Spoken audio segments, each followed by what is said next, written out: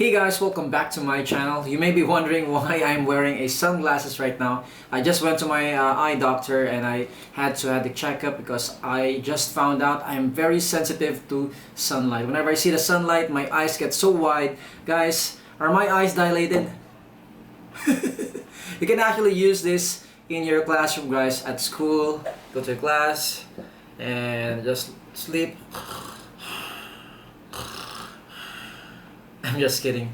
Let's remove this. Whoa. Hey guys, welcome back to another video. This is Reuben Lardizabal. Before anything else, let's roll that intro.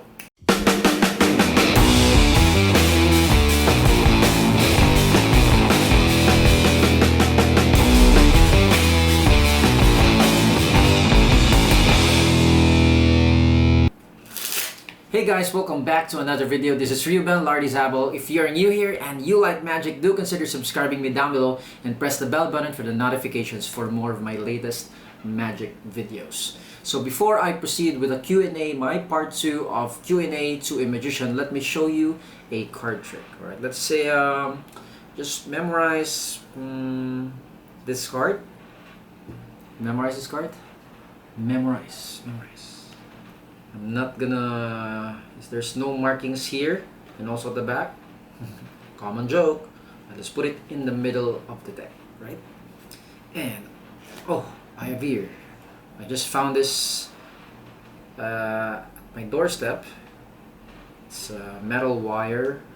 Let's see, think of your card.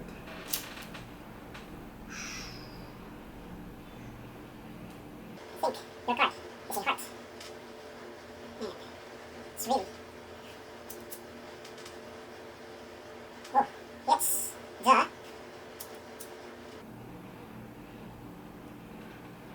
Tree. The tree.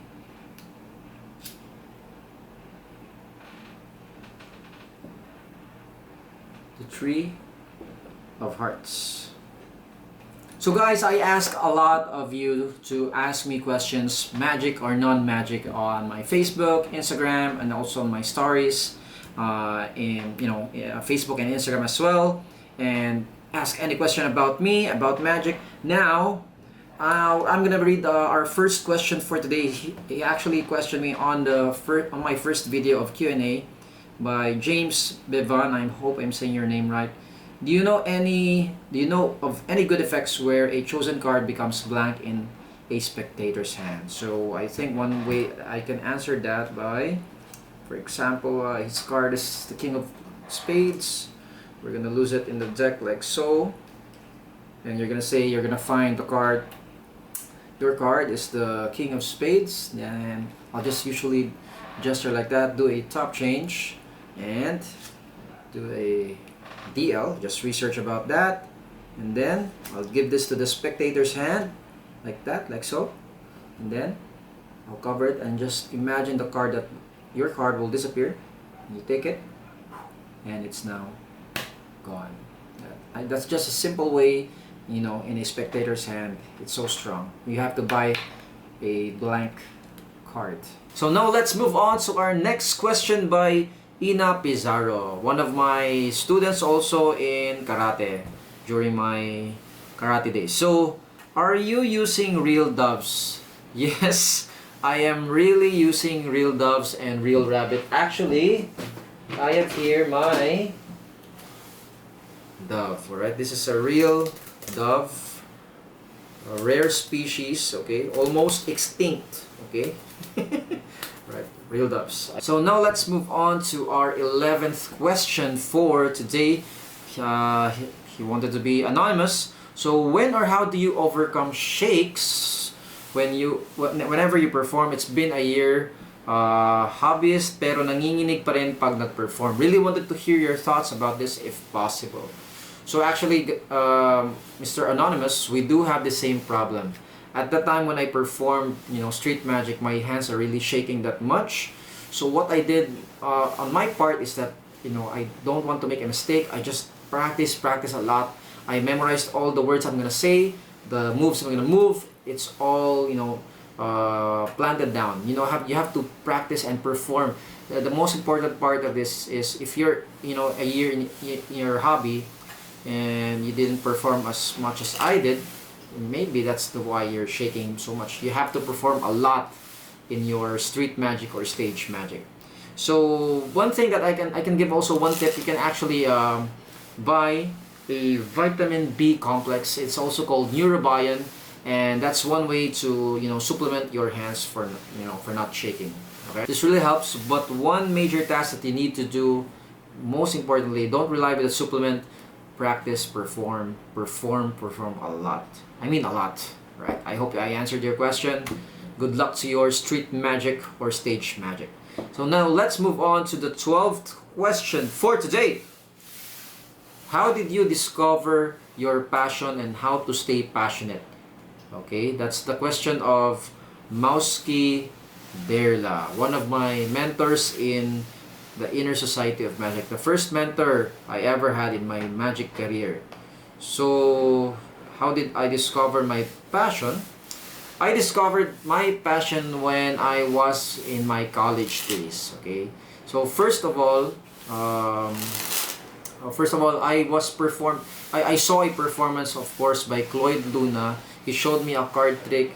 The card jumped to the top, and then he read my mind. He knows the card that I was thinking of. That was so amazing. I was so amazed by his magic, and there my curiosity blew. All right, so how did he do that? So I learned my stuff in YouTube, and I didn't know even my classmate Jester Hamaka was a magician and is a magician, and he taught me my first magic trick.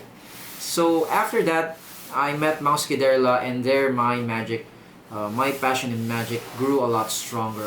I met a lot of magicians. So that's it. That's where I discovered my passion.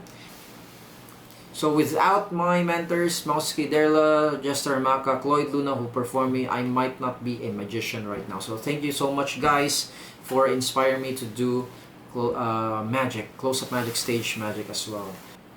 To stay passionate is to be positive and look at the brighter side of life, and of course, to for your passion to be more strong is to enjoy it. Love it, enjoy it. If you don't enjoy what you're doing right now, stop it. All right. So just enjoy your passion. Right now, I'm enjoying my passion, performing magic, seeing my audience laugh, smile, makes my heart melt. That really is my passion, guys. So that's it. I hope I answered your question, Master Mawski. Right now, let's move on to our next question for today by Clint Umay, one of our newest members of the Inner Society of Magic. Welcome, Clint, to ISOM. And your question is, how many deck of cards imong napalit? How many deck of cards did I bought when I started in Magic? Let's compute. Let's see. It's already, I'm 11 years in Magic, so 11. Let's divide it by, in 1 year, there's 12 months. In 12 months, in 1 month, let's say 3 decks, 4, let's say average, let's say 3 times 12, that's 36 times 11 years, approximately 396 decks now I bought. I'm not sure, that's more than that, I'm pretty sure. Maybe a 500 to 1,000, because I do a lot of card manipulation. And I hope I answered your question, Clint. Approximately 400 to 1,000. So now let's move on to our last question for today. So this is the last question. I'm gonna be dividing in this video to 2 parts because there's a lot of people asking me questions.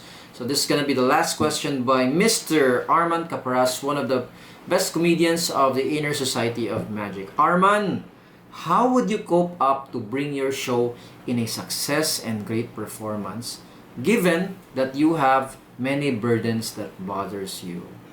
Maybe you experience this, Arman? I know you.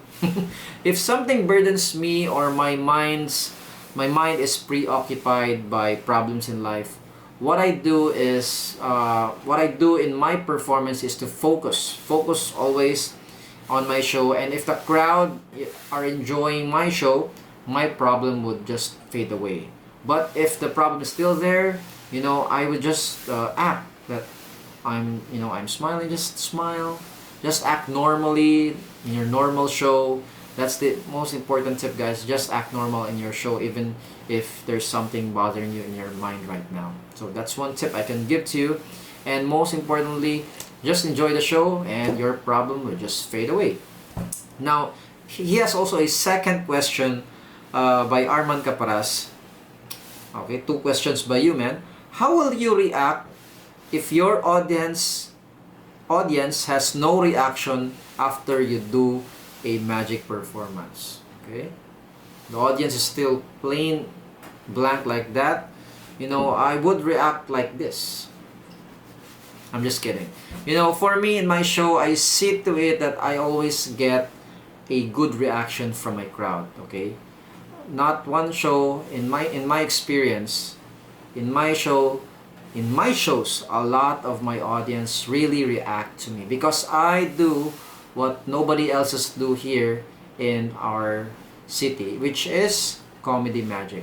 Okay, well, not only me, our club also does a lot of comedy magic, but I really focus always in my comedy magic. Okay, when they laugh, that's a very good reaction. They smile, that's a reaction as well.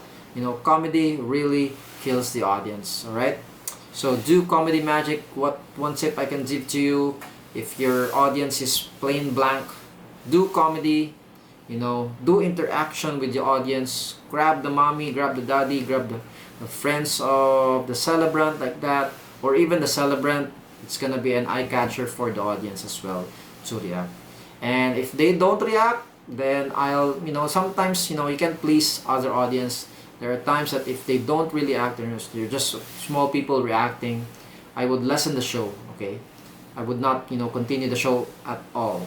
It's gonna be different. It's gonna be difficult for me to do a lot of, you know, routines if your audience is like that. They're just not interested. So I'll just do a shorter show. I hope I answered your question, Arman. So, guys, I hope you liked my video. If you did like my video, and don't forget to subscribe to my YouTube channel down below and press the bell button for the notifications for more of my latest magic videos. So again, if you want to question me, you know, if you want to ask questions about magic, comment down below. Don't be ashamed. Share also your answers to those questions. If you're a magician, share your knowledge as well to our cool magicians in the world. So guys, see you in my next video.